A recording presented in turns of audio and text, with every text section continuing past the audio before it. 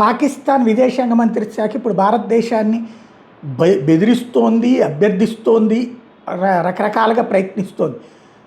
వాళ్ళకి నీళ్లు కావాలి. ఇండస్ నదీ జలాల ఒప్పందం విషయంలో భారత్ ఇటీవల ఆర్బిట్రేషన్ కోర్టు తీర్పుని పూర్తిగా తిరస్కరించడం, దీంతో పాకిస్తాన్కి పెద్ద సమస్య ఎదురైంది.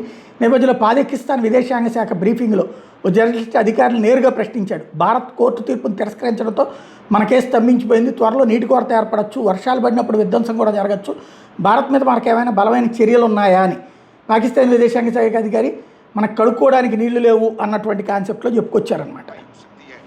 तो इस सूरत हाल में पाकिस्तान का लाया अमल क्या है? पाकिस्तान के पास ऐसा कौन सा लीवर है, कौन सा ऑप्शन है कि वो भारत को मजबूर कर सके कि वो इंडस वाटर ट्रीटी पर अमल करे? First of all, under Indus Water Treaty, there is no exit clause.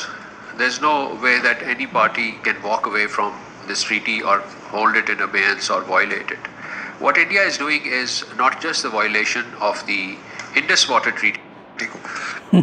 ఈడికే తెలియంది ఏంటంటే ఎగ్జిట్ క్లాజ్ లేదు అన్నాడు. కరెక్టే. అక్కడ అసలు ఆ ఒప్పందానికే గడువు పూర్తయిపోయింది. ఆ ఒప్పందం ప్రపంచ బ్యాంకుతో కుదుర్చుకున్న ఒప్పందం, అది భారత ప్రభుత్వంతో కాదు. కాబట్టి వాడికి కూడా సగం నాలెడ్జ్ కాదు, తెలిసినా కూడా డైవర్ట్ చేసేటటువంటిది. ఇంతకీ అప్పుడేదో రక్తం పారుస్తామన్నారు కదా, ఇప్పుడు వస్తే ఎవరి రక్తం పారుద్దో చూడొచ్చు.